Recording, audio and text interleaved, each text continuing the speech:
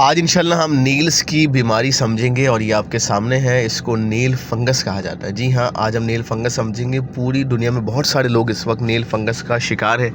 और नील फंगस जब होता है तो क्या होता है कि नाखून जो है वो डिस्कलर्ड हो जाते हैं, ब्रेटल हो जाते हैं और इस तरीके का शेप हो जाता है। नील फंगस को आज की वीडियो में हम डिटेल में समझेंगे कि नील फंगस है क्या, व्हाट इज़ नील फंगस, नील फंगस कैसे हैपन होता है, मतलब कैसे होता है और इसको कैसे बचाया जाए, यानी कैसे इसका प्रिवेंट किया जाए। नील फंगस ये आप देख सकते हैं एग्जैक्टली क्या है। नील फंगस को मेडिकल टर्म के अंदर ओनिकोमाइकोसिस कहते हैं। ओनिकोमाइकोसिस एक ऐसा फंगस है, एक ऐसा इन्फेक्शन है जो कि आपके नाखूनों में चले जाता है और ये ज़्यादा मॉइस्ट इन्वायरमेंट में फैलता है। यानी कि आपकी फिंगर्स, आपके नेल्स इस तरीके के हो जाते हैं, ओनिकोमाइकोसिस या जिसको नील फंगस कहा जाता है। ज़्यादातर नाखून इफेक्टेड होता है। ये फंगस क्या होता है कि आपके सबसे पहले आपके टो नेल में आता है और वहाँ पे इसको इन्वायरमेंट मिलता है तो ये फिर वहाँ पे बैठ जाता है। नेल फंगस के सिम्टम्स क्या हैं? आपको थिक डिस्क कलर्ड आपके नेल हो जाते हैं और वो येलो, ब्राउन और वाइट और इस तरीके के बाज़ दफ़ा हाफ कट भी हो जाता है। इसके साथ साथ इसमें एक अनप्लेजेंट ऑर्डर यानी कि स्मेल टाइप भी आती है और बाज़ दफ़ा नाखून आप देखें बिल्कुल हाफ से ऐसा लगता है कि बिल्कुल आधा टूट जाएगा। तो ये सिम्टम्स इसके होते हैं। रिस्क फैक्टर्स देखते हैं कि वो कौन लोग हैं कि जिनको नील फंगस हो सकता है। ये जानना हमारे लिए बहुत ज़रूरी, चूँकि जब हमारे पास पेशेंट आते हैं तो हम उनकी सिम्टम्स से भी अंदाज़ा लगा सकते हैं। सबसे पहले तो एज, बिल्कुल जब इंसान की एज बढ़ती है तो उसके नाखून की जो है वो ग्रोथ में मसला होता है, उसके नाखून सख्त होने लगते हैं और वो फंगस को इन्वाइट करने वाला शख्स बन जाता है। या वो लोग जिनको पाँव का पहले से इन्फेक्शन है, एथलीट फुट का मसला है, तो वो इन्फेक्शन, वो फंगस जो पाँव के नीचे है वो उसके पाँव के आगे भी आ सकता है और उसको फंगस हो सकता है। मॉइस्ट प्लेसेस, वो लोग जो नमी वाली जगह पे ज़्यादा रहते हैं, जिनका नमी वाला काम है, जिनके पाँव अक्सर गीले रहते हैं, तो वो भी ये नील फंगस का शिकार हो सकते हैं। या वो लोग जो कि बहुत लॉन्ग टाइम तक शूज़ पहनते हैं जिसमें आपके सारे स्पोर्ट्स पर्सन हो गए, आपके चौकीदार हो गए, सिक्योरिटी गार्ड्स हो गए, ऑफिस वर्कर्स हो गए, या आपको कोई नेल इंजरी हो गई, नाखून में कोई आपको चोट लग गई और उस ट्रॉमा के बाद क्या हुआ कि वहाँ पे स्पेस हुआ और वहाँ पे फंगस आ गया। ये भी एक बहुत बड़ी वजह है। लो इम्यूनिटी, वो लोग जिनकी इम्यूनिटी लो है उनको भी जो है वो नेल फंगस हो सकता है, चूँकि ज़ाहिर है लो इम्यूनिटी का मतलब है वहाँ पे ब्लड फ्लो ज़्यादा हो नहीं पाएगा और फंगस को ग्रो करने की ताकत मिल जाएगी। जेनेटिकली भी देख सकते हैं हम कि वो लोग जिनकी जीन्स में है, यानी कि आप देखें जीन्स के ज़रिए तो सारी बीमारियाँ ट्रांसफ़र होती हैं। अगर आपके वालिदैन को है तो फिर आपको हो सकता है।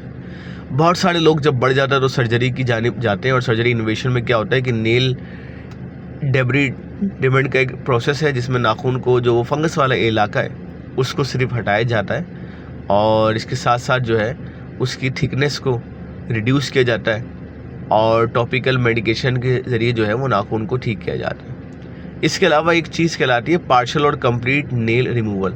सर्जरी में हम जब जाते हैं तो उसमें क्या होता है कि पूरा नाखून या तो बाहर निकाल देते हैं या पार्शियली सिर्फ वो हिस्सा जो होता है आधा नाखून, या इस तरीके से। इसमें होता क्या है कि ये इन्फेक्शन तो ठीक हो जाता है लेकिन नाखून की शेप देखें इस तरीके की हो जाती है। फिर डॉक्टर कहता है कि भाई ऑइंटमेंट लगाओ, ये लगाओ, वो लगाओ। और एक सबसे बड़ी बात इसमें ये कि ऐसे नाखून होने के बाद तकरीबन 1 साल का अरसा लगता है दोबारा नाखून आने में। होम रेमेडीज़ की जानिब आते हैं कि वो क्या क्या होम रेमेडीज़ हैं जो कि आप दे सकते हैं और जिससे ये बेहतर हो सकता है। आप घर में भी ट्राई कर सकते हैं। देखिए, होम रेमेडीज़ वक्ती तौर पे थोड़ा आराम देगी लेकिन प्रॉपर इसका ट्रीटमेंट सिर्फ होम्योपैथिक के अंदर है, जो मैं आगे बताऊंगा इंशाल्लाह। टी ट्री ऑयल ये आप नाखून पे लगा सकते हैं। ये एंटी फंगल भी है, एंटीसेप्टिक भी है और ये दोनों जगह पे काम करता है। इस तरीके से आप जो है वो, या आप फिंगर से भी बना के लगा सकते हैं। साथ ही साथ कोकोनट ऑयल भी आप इस्तेमाल कर सकते हैं नेल फंगस के अंदर। और ये जो वेपोरब, इस तरह की विक्स होती है, इस तरह की जो चीज़ें ना, बाम टाइप जो होता है, इसमें कैम्फर और यूकैलिप्टस ऑयल होता है जो कि एज ए एंटी फंगल काम होता है, तो ये फ़ायदेमंद साबित हो सकता है वक्ती तौर पे नहीं। इसके अलावा विनेगर यानी कि सेब का सिरका भी लगाया जा सकता है। ये वहाँ पे फंगस के इलाके में एसिडिक इन्वायरमेंट को बेहतर बनाता है। 1 पार्ट ऑफ आप विनेगर लें सिरका और 2 हिस्से पानी में डाल के आप, जैसे कि मेडिक्योर और पेडिक्योर वाला सिलसिला हो सकता है। अच्छा, अपने नाखूनों को शॉर्ट रखें। ज़ाहिर है अगर ज़्यादा बढ़ेंगे तो फंगस का इन्फेक्शन ज़्यादा हो सकता है। सेपरेट ये जो है वो नाखून काटने वाला अलग अलग सबका होना चाहिए ताकि फैले नहीं। बेकिंग सोडा भी पानी में मिला के आप लगा सकते हैं, वो वक्ती तौर पे हो सकता है, लेकिन ज़ाहिर होम्योपैथिक डॉक्टर ही इसका मेन बताएगा। प्रिवेंशन की जानिब जाएँ कि कैसे हम इसको रोक सकते हैं, तो इसको रोकने के बहुत सारे तरीके हमारे पास। सबसे पहले तो स्टे सेफ और हेल्दी इन्वायरमेंट, अपने पाँव को साफ़ रखें, हाइजीनिक का ख्याल रखें ताकि आप नील फंगस से अपने आप को बचा सकें। नाखूनों को सही से टॉवल से उसके बाद साफ़ करें ताकि वहाँ पे मॉइस्ट ना हो, है ना, वहाँ, क्योंकि मॉइस्ट से नील फंगस और बढ़ेगा।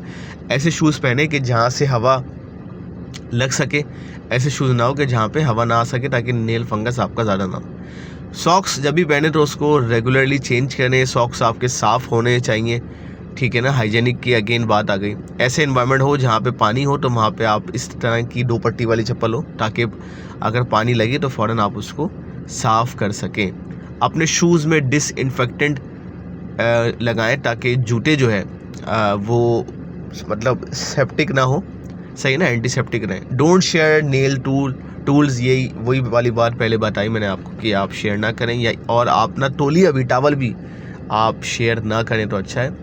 जब सैलून जाएँ पेडिक्योर मेडिक्योर के लिए तो उनसे कहें कि भाई सेपरेट चीज़ें इस्तेमाल हो या प्रॉपर्ली हाइजीनिक हो ताकि इसका ख्याल हो सके। तो ये सारी चीज़ों का ध्यान रखना बहुत ज़रूरी है।